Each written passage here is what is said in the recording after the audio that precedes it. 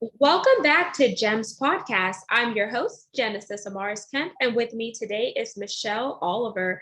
She is an amazing guru in the HR recruitment space, and she's going to get down and dirty with us today about hidden secrets, gems, and all that good stuff. But before we dive in, here's a bit about Michele. Michele Olivier offers a unique perspective on career development and job searching with an impressive record of accomplishments on both sides of the desk. She combines over 20 years of experience in HR and recruitment with certifications in career guidance and counseling, and she knows how to meet the needs of both applicants and organizations when it comes to matching talented people with the top jobs. So if that doesn't say enough about Michele, I mean, she has 20 years experience. It's not, that's not a lot compared to some of the other people, but it is a lot to her, and you're going to find out why, because she is very unique in her space, and whenever she brings it, she really brings it. And as a regular contributor to trusted sources for industry knowledge, including the New York Times, Recruitment.com, and Refinery29, Michele is a dynamic thought leader and instrument of change in the talent acquisition field. So without further ado, I want to welcome Michele Olivier to share more about what she does, as well as give us some fun facts of who she is. Hey, Janice, it's nice. Thanks for having me. Quick clarification, my last name is Olivier. It's not Oliver, but that's all right. It happens all the time. Thank you so much, and I do apologize. So That's Olivier. okay. That's okay. That's okay. I've been a recruiter for a very long time. I was on the beta test for LinkedIn back when it was originally launched. So it's definitely an industry I know. I've worked kind of across sectors, done a bit of everything, and then obviously I've also worked in the HR field as well. So I am here to answer whatever you want to know and give you as much of my insider knowledge as I possibly can. So let's do it. Awesome sauce. And so Michele, before you started your own company, Mhm. what was your background like, and what led you to starting your own company? Did you just get tired of, the corporate life or being in a box, or what did that look like for you? So I lived and worked in the UK for 10 and a half years. And I've also worked over here. The last time I worked for somebody else, I was director of talent acquisition for the YMCA. And I left because I made babies and I am not good at work-life balance. It's some self-awareness that I have. So my version of working part-time was taking 80 hours down to 50. My husband disagreed, as did my medical providers. So I stepped back to make my adorable children. And then I tried to be a stay-at-home mom, and I was very bad at that. So I went back to doing things I'm good at. And I think like a lot of women, I spent most of my career being told I was too much. I got told things like, I mean, you're so competent, but you're just not that, nice. No, I am not. I'm not interested in being nice. I'm not interested in your potlucks. I'm not interested in going, all of those types of things. And it was really frustrating. And I heard it so many times, and I know other women do as well. And I just decided that I didn't want to go back to that. I didn't want to go back to apologizing for being me. I didn't want to go back to trying to conform to what the male dominated tech sector thought a woman in technology or a woman in business should look like. And so I got together with some other smart, strong women, and here we are. That's amazing. And tell us how you came up with the name of your business. It's my last name is Olivier. My husband's last name is Hampson. So O-N-H. Olivier and Hampson. Mhm. So easy Yeah. peasy, ONH. Yep. It's me and him. And then, so whenever you left the corporate space and you started on your own and you really just jump started there, what was the hardest thing that you endured? And then what was the easiest? And you'll find out why this is important. No, sure. So I would say that the hardest thing was where do you start? So my company does works what we call both sides of the desk. So we work with individual job seekers, helping them find jobs, get jobs, write resumes, handle LinkedIn, all of that. And then we also help businesses with their recruitment, training and business needs. And that's a lot all at once. And so where the heck do you start with that was really hard. So we chose to start with the B2C work, so helping individual job seekers. And then again, like we could tell you all of the reasons that you shouldn't use other resume writers. There are some that are great that aren't us, don't get me wrong, but there's a lot of them out there that you should never give your money to. But knowing that and knowing how to get to tell other people that and being able to have a voice that gets heard was really, really difficult. And so we tried a bunch of stuff. A bunch of it didn't work. So much of it didn't work, Genesis. And then we tried some things, and some things became passion projects. So like my podcast, which you were delightful enough to be on with me, which was great. But so those things have worked. And other stuff like I, position myself to be a bit of a LinkedIn influencer. So I get, my posts these days get between, 50 and 200,000 views per post. So we get a lot of people who are like, hey, you said something sassy and smart. I want to come work with you. Great. So those things have worked really kind of well, but it just takes time, and I'm not a naturally patient person. So having to like take time to have that happen in the first few months was probably difficult as well.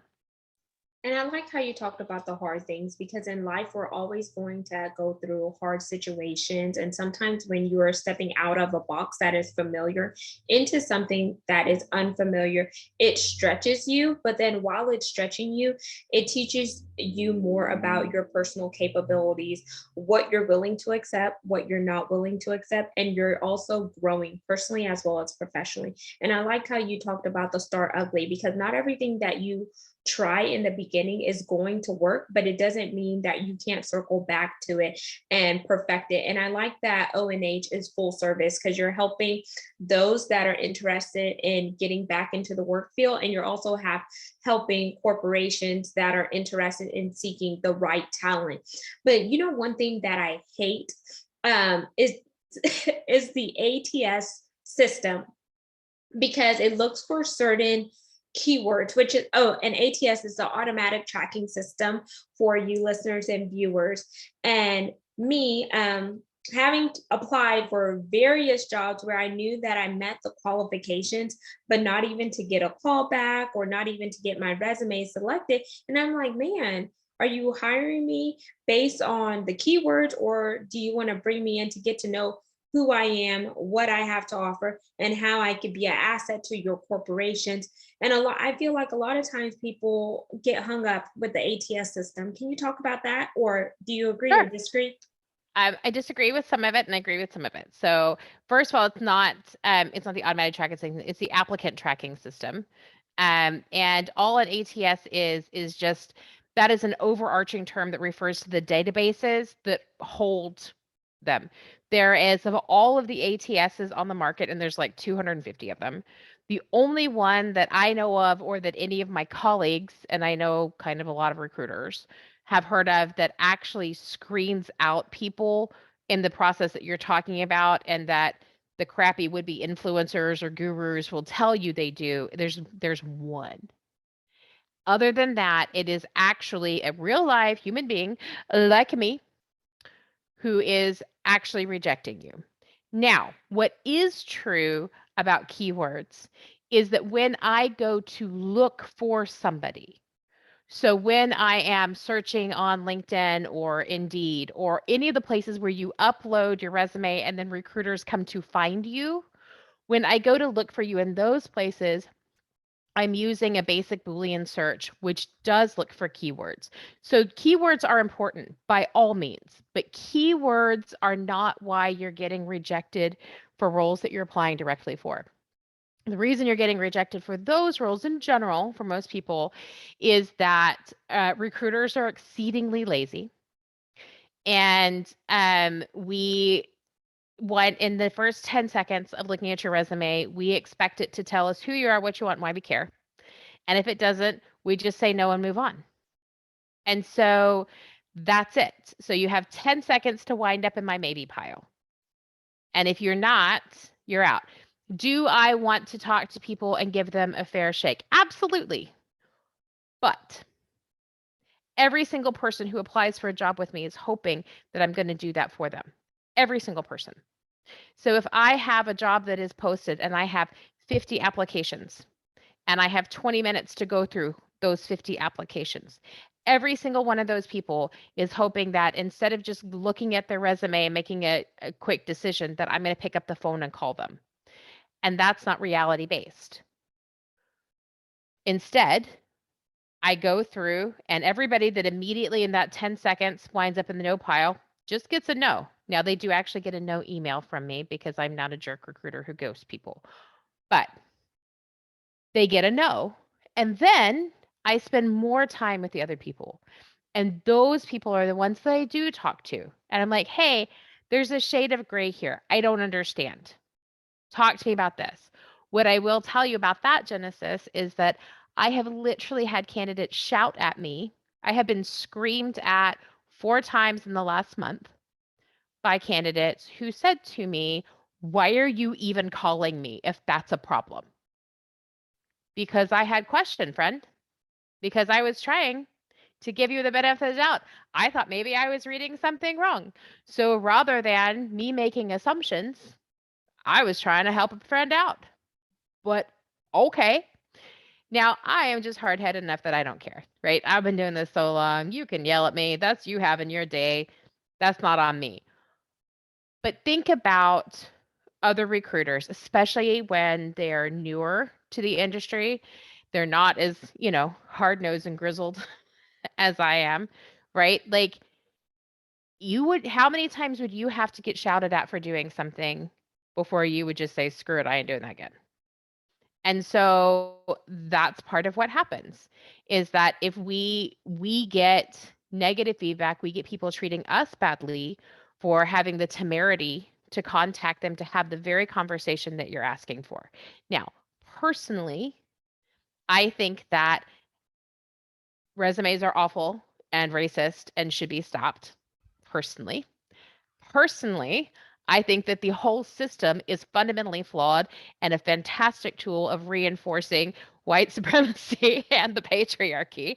And so all of it needs to be re-examined. And so because of that, I take extra care to make sure that people aren't being excluded because they don't know, nobody's ever told them how to write a good resume.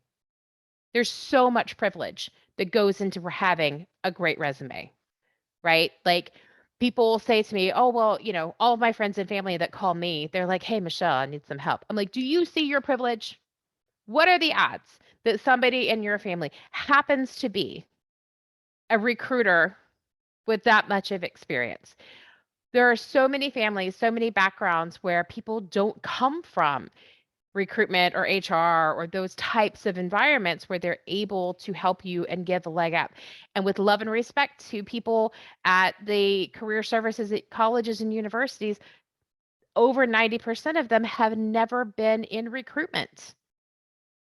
They took a class one time on how to do this, and they took that class in the 90s, and it don't look like that no more. So like it's a continual moving target. And if you're not live and in the sector and constantly doing this, your advice is dated. And that's just a fact. And that was a whole lot of words from me. So yes, it was. And thank you so much for the correction because you corrected me. I learned something new. ATS is applicant tracking system, not automated tracking system.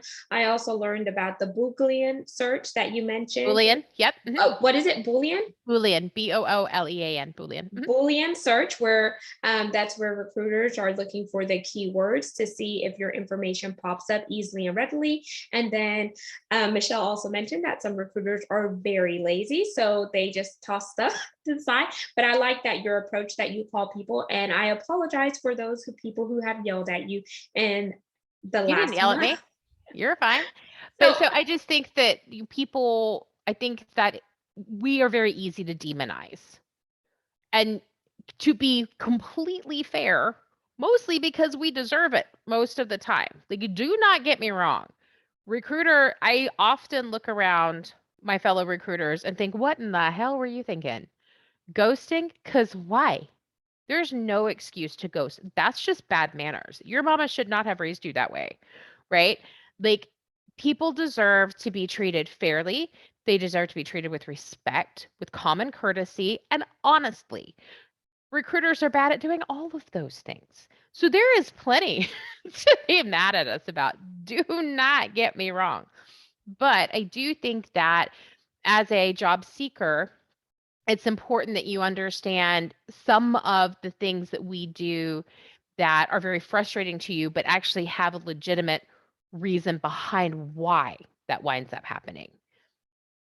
And thank you for adding that, because there's always a why, there's always a what, and they both have the rhyme and reason. And I want to dive further into diversity, equity, inclusion, belonging, and equality, because that's very important in the recruitment and HR space. And in my personal opinion, coming from oil and gas and energy for 12 years, I feel like some people see that as a check the box, and you really don't see it evident in the workplace. And I feel like there are very great candidates out there who suffer because of, one, the resume, two, preconceived assumptions, also because people don't really respect other cultures. They don't respect names. You can't help what your parents name you. And I feel like people who have a different name on their resume, sometimes people look at that, and that is a form of unconscious biases where they're like, oh, this is probably a Black person, an Indian person, or Hispanic next. Or they look at other things on their resume that will disqualify them versus giving that person a fair chance. So I recently heard someone in the HR and recruitment space talked about ghost resumes, where they're taking off anything that could necessarily put an individual in a box. Here's the problem with that. I applaud the enthusiasm, but ultimately, the only thing a resume measures is how much you have been rewarded for playing a rigged game. We know there's institutional racism. We know there's institutional misogyny, homophobia, ageism, all the rest of it.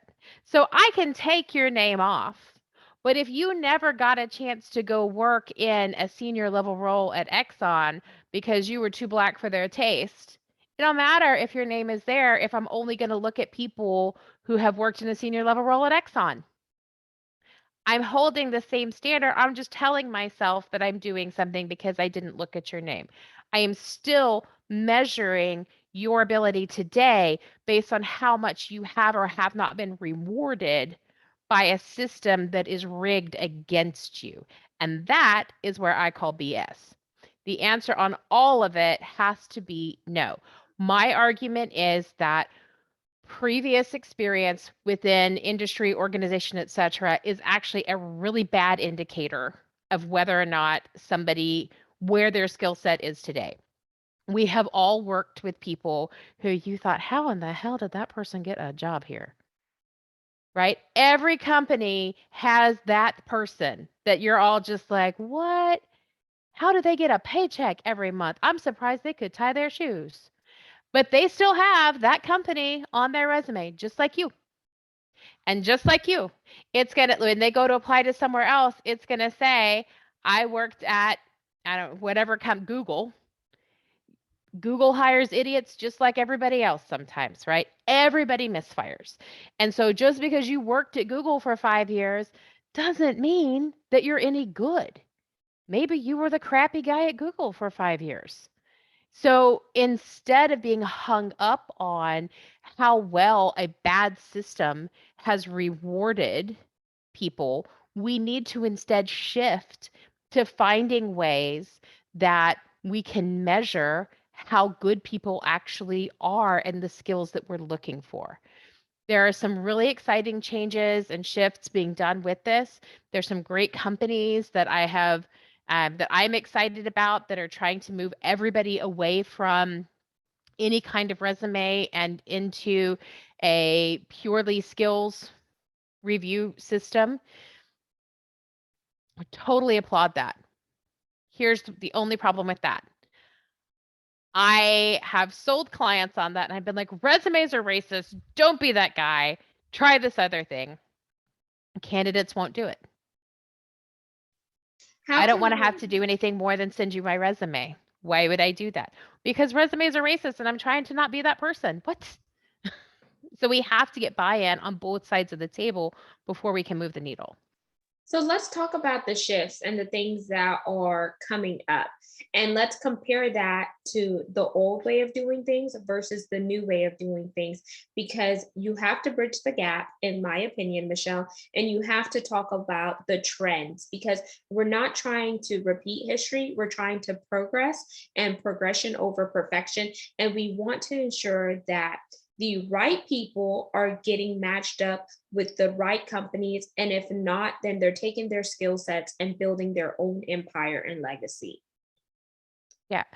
So I think that there's a few things. So I don't, sorry, my dog is protecting me from Amazon. I don't want to overstate how far the needle has moved.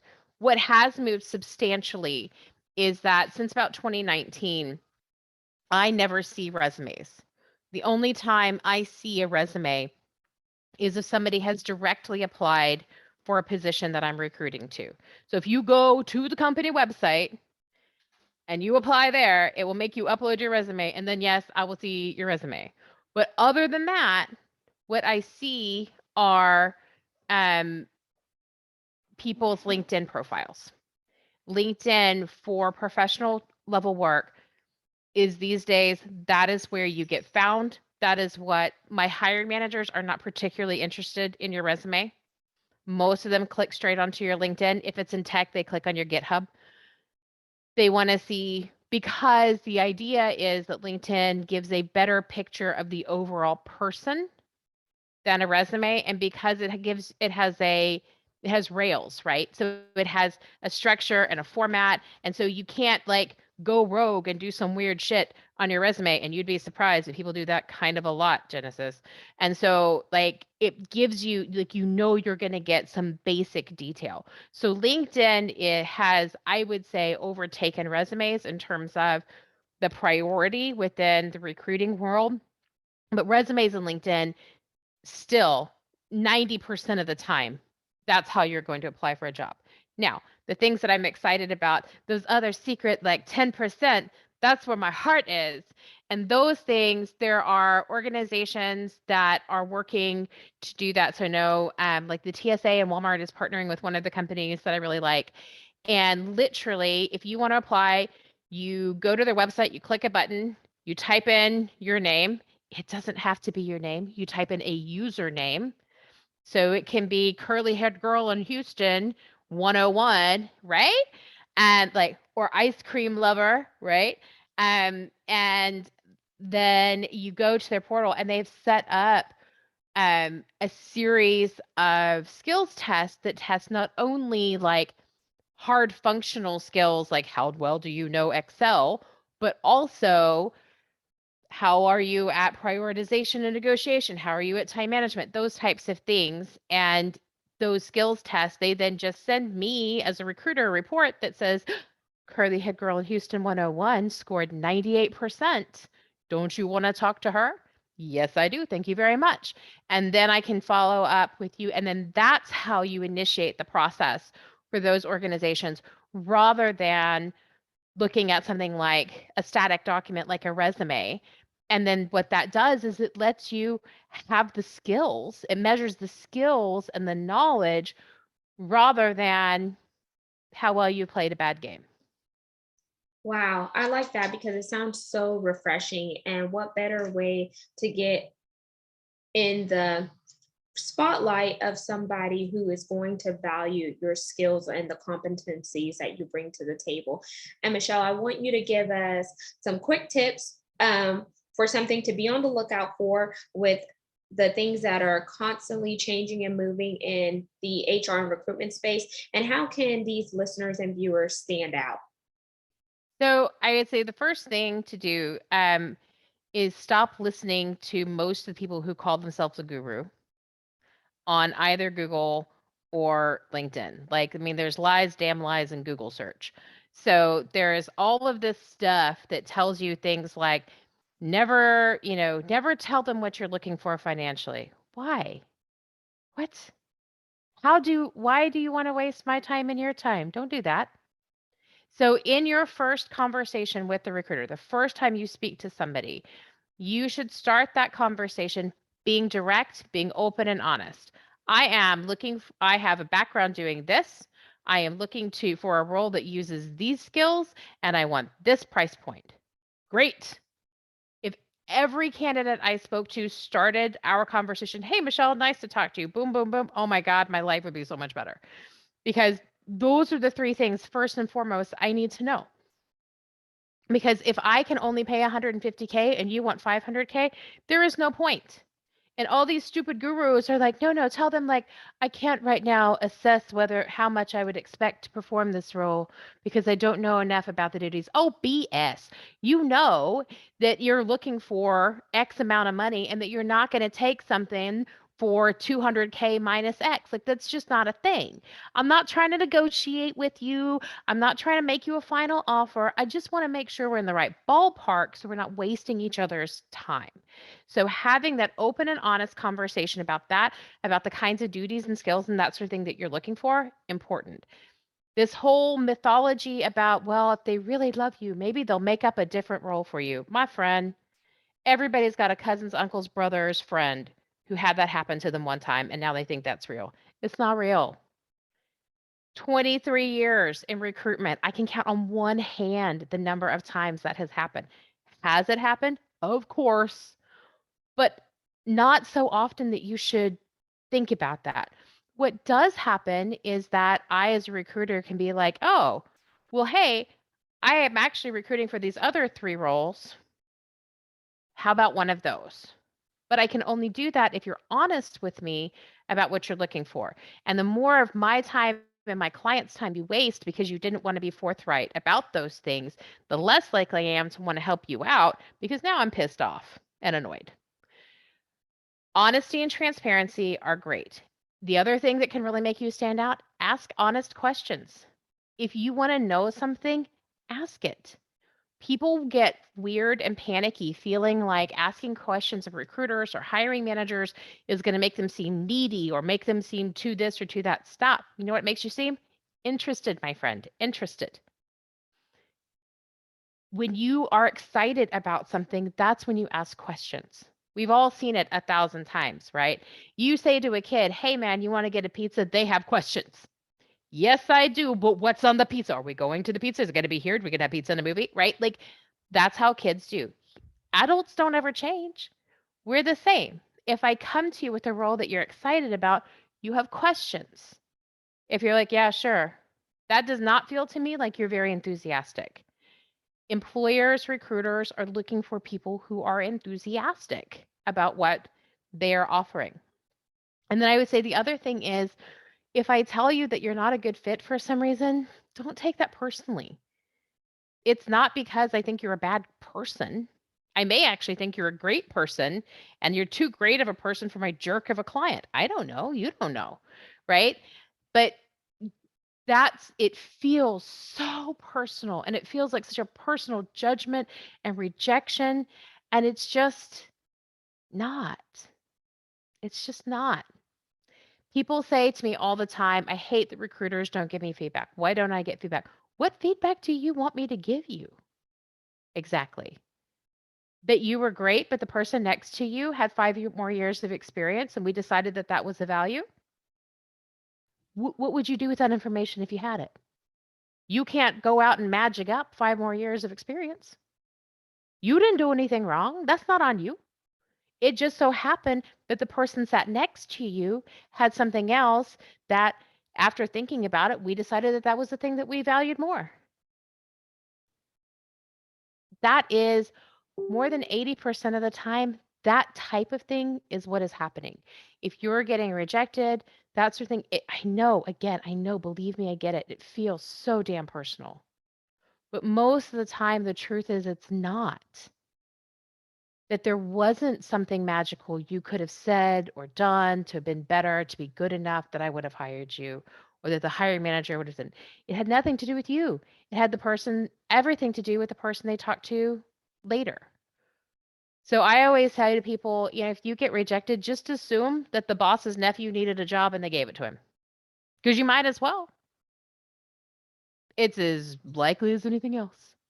So I think in terms of standing out, having that kind of collaborative attitude throughout the process, the kind of realistic expectation that, hey, man, this seems really cool and I'm interested. I have some questions.